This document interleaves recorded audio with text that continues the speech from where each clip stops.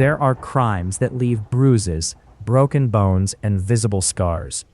And then there are crimes that leave nothing you can photograph, nothing you can point to, nothing you can easily prove. These crimes don't break into homes. They break into minds. They don't steal money first. They steal time, trust, identity, and reality itself. This is the story of one of those crimes.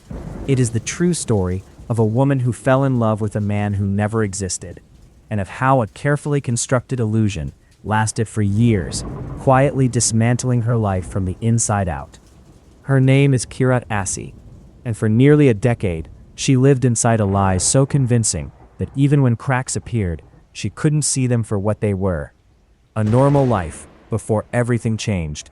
Before the deception began, Kirat Assi's life was unremarkable in the best way possible. She lived in London, worked as a radio producer, and was known among friends as intelligent, cautious, and emotionally grounded. She wasn't someone who rushed into relationships or ignored red flags. She valued stability. She valued truth. Like millions of people in the early 2010s, Kirat used social media to stay connected. Facebook was not considered dangerous then. It was familiar, trustworthy, a place where friends of friends felt safe simply because of shared connections. That sense of safety would become the foundation of everything that followed. One day, Kirat received a message request from a man named Bobby. His profile suggested he was well-educated, successful, and connected through mutual acquaintances. He appeared to belong to the same extended community. Nothing about the interaction felt random or suspicious. At first, their conversations were casual, polite, friendly. Bobby was charming without being intrusive, interested without being overwhelming. He spoke about his career in medicine, his family, and the pressures of his job. He asked Kirat about her work, her goals, her life. It felt normal.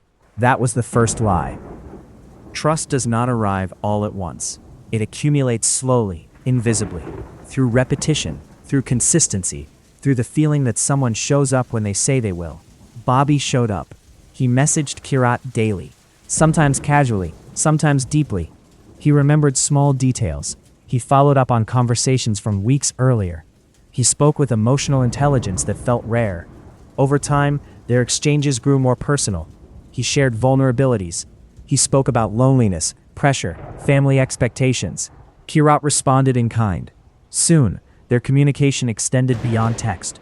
There were voice messages, long ones, emotional ones. Bobby's voice sounded calm, thoughtful, sincere.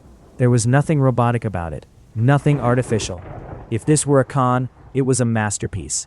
As months passed, Bobby introduced Kirat to other people in his life. Friends, relatives, colleagues. They messaged her independently, reinforcing his stories. They supported the relationship. They joked with her. They treated her as someone important in Bobby's world. What Kirat did not know was that every one of these people was fictional. Each profile, each message, each voice belonged to the same unseen hand. At some point, the relationship crossed an invisible line. It stopped being simply romantic and became emotionally consuming. Bobby began to describe crises. He said he had been shot during a violent incident. He claimed to be under police protection. He explained his inability to meet in person through increasingly dramatic circumstances. Hospitalizations, security restrictions, medical complications. Each excuse came wrapped in urgency and fear. Kirat worried constantly. She rearranged her life around being available to him. Phone calls happened late at night. Messages arrived during work hours. Bobby needed reassurance, comfort, loyalty, and Kirat gave it. She wasn't blind to the strangeness of the situation. She asked questions. She pushed for video calls. Bobby always had reasons they couldn't happen. Cameras were unsafe. His location was confidential. His life was at risk. Every challenge she raised was met with emotional pressure. If she doubted him, she was hurting him. If she asked too much, she was putting him in danger. If she pulled away, she was abandoning someone who needed her. Eventually, inconsistencies became harder to ignore. Dates didn't align. Stories shifted. Some details contradicted earlier versions of events. Kirat began to feel uneasy in a way she could no longer rationalize away. She started investigating quietly. What she uncovered was shocking. Profiles disappeared. Messages stopped abruptly when she asked the wrong questions. Some accounts seemed connected in ways that made no sense. Slowly, painfully, the truth began to emerge. Bobby was not real.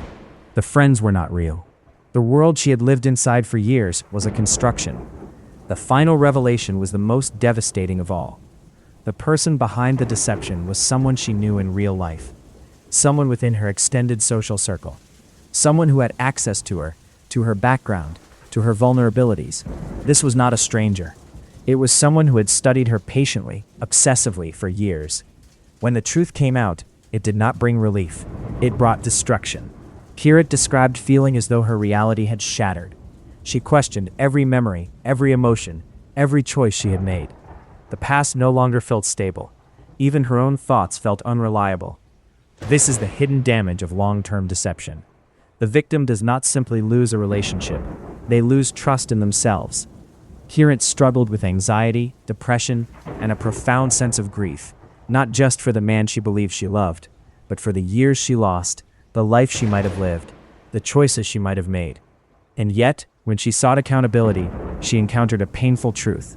Emotional crimes are difficult to prosecute. There were no broken laws that sit neatly on paper. No financial fraud. No physical violence. When Kirat's story became public, many people reacted with disbelief. Some questioned her intelligence.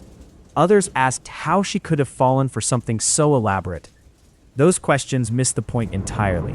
This was not a simple scam. It was a sustained, calculated act of psychological manipulation that exploited human trust, community connections, and emotional vulnerability. It thrived in the gray space where technology outpaces understanding. In the digital age, identity is fluid. Anyone can be anyone. Voices can be altered. Photos can be stolen. Entire lives can be manufactured with enough patience. And patience is exactly what this crime relied on. The aftermath and the silence today, Kirat Assi speaks openly about her experience. Not because it is easy, but because silence protects predators.